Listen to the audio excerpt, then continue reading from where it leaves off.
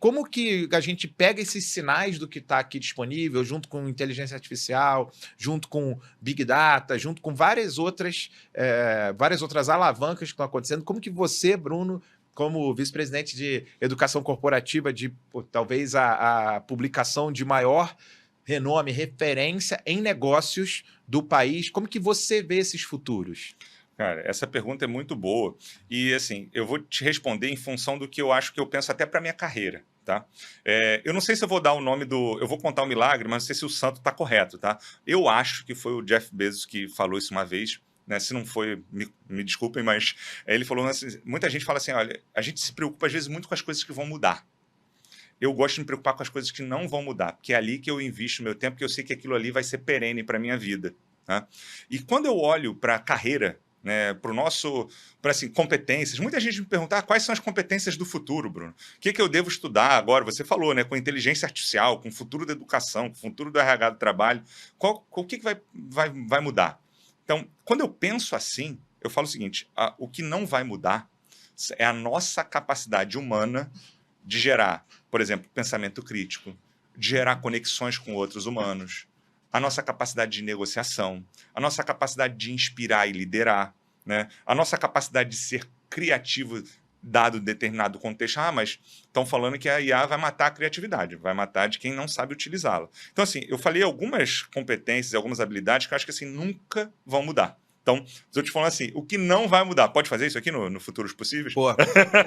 Então, eu acho que isso não vai mudar. Essas são as habilidades que a gente vai olhar e vai falar assim, cara, continua se preocupando com isso, que isso não vai mudar. Agora, o que vai mudar? Vai mudar competências técnicas. Por exemplo, eu escrevi um livro em 2007 sobre métodos estatísticos de previsão de demanda. Cara, ninguém mais precisa ler esse meu livro, tá?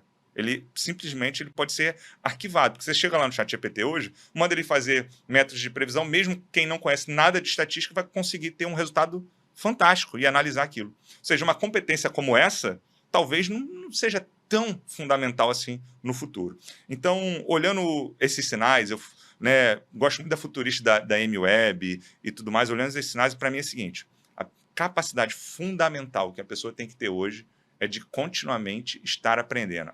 Bruno, pelo amor de Deus, né? Tipo, você fala sobre aprendizagem, vai querer puxar a sardinha pro seu lado? Não, assim, de verdade, se eu tivesse que dar uma dica para qualquer pessoa no mundo hoje tenha a capacidade de estar constantemente aprendendo, adquirindo novas habilidades, colocando isso no seu contexto. E aprender não é ficar só ouvindo esse nosso podcast aqui e pronto, acumulei o conhecimento. Acumula isso e pensa na sua realidade, como é que eu consigo aplicar. Então, assim, para mim, essa vai ser a competência mais fundamental. E eu tenho alguém para me endossar, tá? O Fórum Econômico Mundial, inclusive, coloca aprendizagem, né, ao longo do tempo, aprender a aprender, ele chama de agilidade na aprendizagem, enfim, várias traduções assim, coloca como das habilidades do futuro. Então, para mim, esse profissional do futuro vai ser esse que vai se adaptar muito rápido, porque a inteligência artificial está mudando drasticamente o nosso mundo. E numa velocidade que a gente não consegue imaginar. Esse é o ponto, tá? A gente não está preparado para a velocidade do que está acontecendo. A Amy Webb falou uma coisa que é muito legal, eu gosto de trazer outros futuristas aqui para me ajudar nessas previsões futuras. Fala assim, a gente está vivendo nesse momento um super ciclo tecnológico. Aí, o que seria um super ciclo tecnológico? A gente olha para o passado e fala assim, revolução industrial, pode ter sido a inserção das máquinas, aí o que todo mundo falava? Vai acabar com os empregos, não vai ter mais nada para ninguém, blá, blá, blá, blá, blá, blá.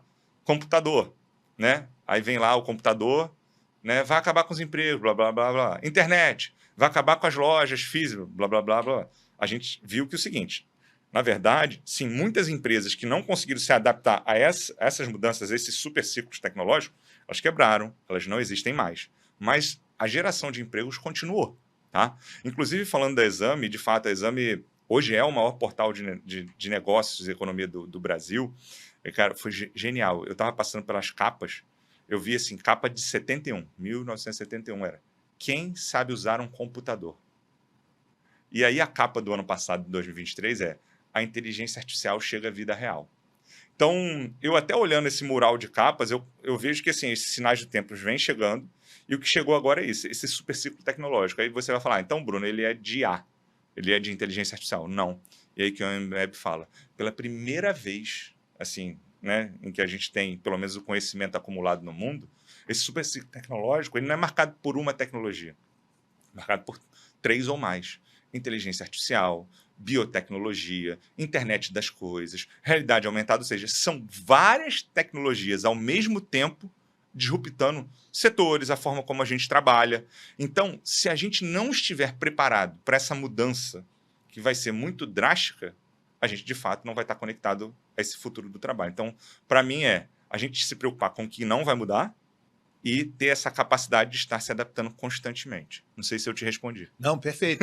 Esse é um conceito, até tem, eu também não vou lembrar o santo, mas há muitos anos atrás eu li uma frase que falava exatamente isso, que a única constante é a mudança. Então, se a gente está preparado para essa grande constante, que é para essa mudança, é claro que você falou de outras constantes, mas tem um outro artigo que eu li que fala muito sobre quando a gente se concentra na essência humana, e várias das competências que você falou, várias das características que você falou, são características da essência humana. Isso. A gente é linear, o ser humano é linear. É isso. E as tecnologias, a evolução, ela é exponencial. Então, se a gente se preocupar com a única coisa que é linear nesse contexto, que é o ser humano, talvez a gente consiga ter, não um porto seguro, porque a ideia aqui não é fechar os olhos para tudo aquilo que está acontecendo, mas onde que eu tenho a segurança de saber que eu conheço, que eu entendo, que eu posso desenvolver de maneira linear aquilo que não vai mudar nesses anos todos, né? Então, eu acho que o ser humano continua sendo a centralidade da discussão.